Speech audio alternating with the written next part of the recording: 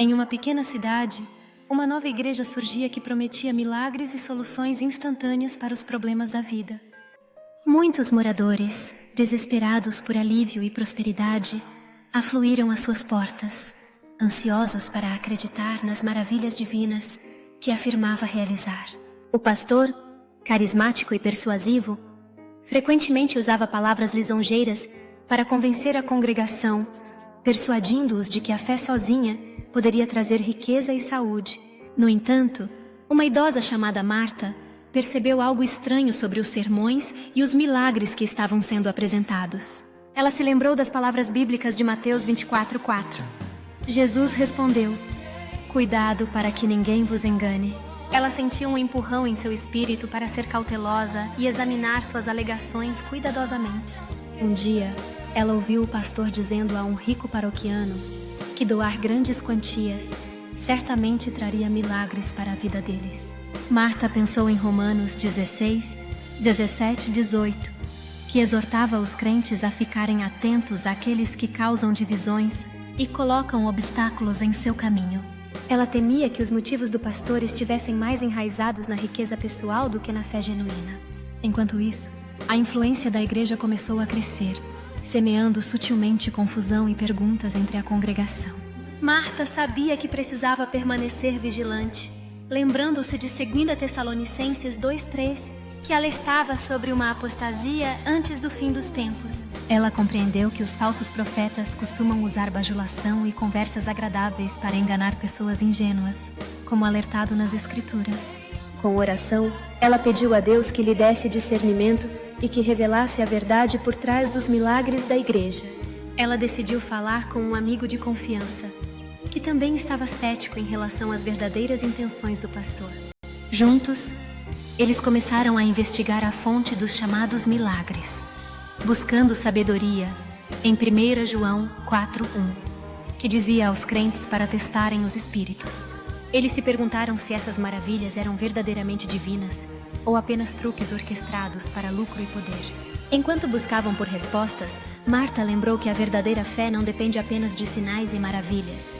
Está enraizado no amor, na humildade e na devoção genuína a Cristo, não no ganho material. Ela aconselhou sua amiga a se manter firme nas Escrituras e a ter cuidado com líderes carismáticos que tiram proveito das fraquezas. Eles continuaram orando, pedindo a Deus que revelasse qualquer engano e os guiasse no caminho da verdade. Certa noite, Marta notou as reuniões secretas do pastor com doadores ricos, longe da vista da congregação. Ela percebeu que essas reuniões tinham como objetivo direcionar a igreja para a riqueza, em vez de para o crescimento espiritual. Seu coração estava pesado.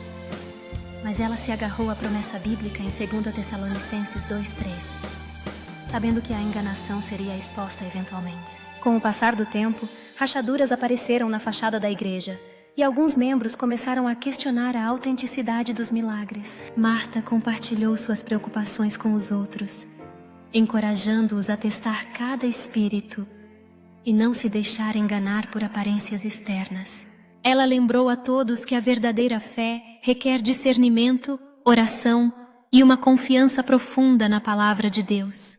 A liderança da igreja tentou silenciá-la, mas ela se manteve firme, citando Romanos 16, 17 e 18 para alertar os outros sobre falsos mestres. Sua posição inabalável inspirou um pequeno, mas corajoso grupo a buscar a verdade com mais diligência. Organizaram estudos bíblicos, focando em passagens que alertavam sobre engano e falsos profetas. Gradualmente, a congregação aprendeu a distinguir a fé genuína do espetáculo superficial. A influência do pastor diminuiu à medida que suas ações foram expostas, revelando motivos impulsionados pela ganância e pelo orgulho.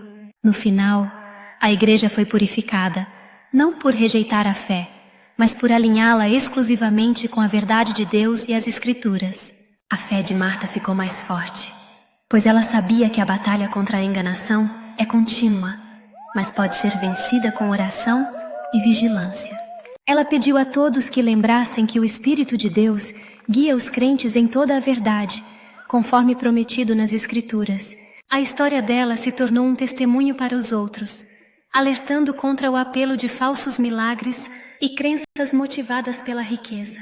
E assim, a comunidade da igreja da cidade se comprometeu novamente a adorar a Deus sinceramente e a testar cada espírito com alegria.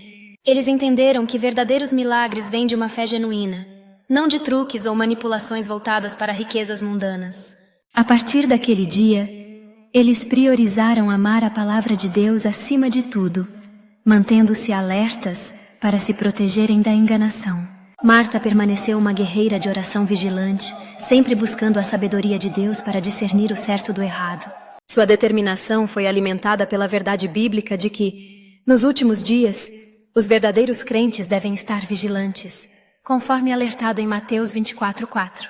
E ela confiava que a verdade de Deus prevaleceria, em última instância, sobre os falsos ensinamentos e espíritos enganosos.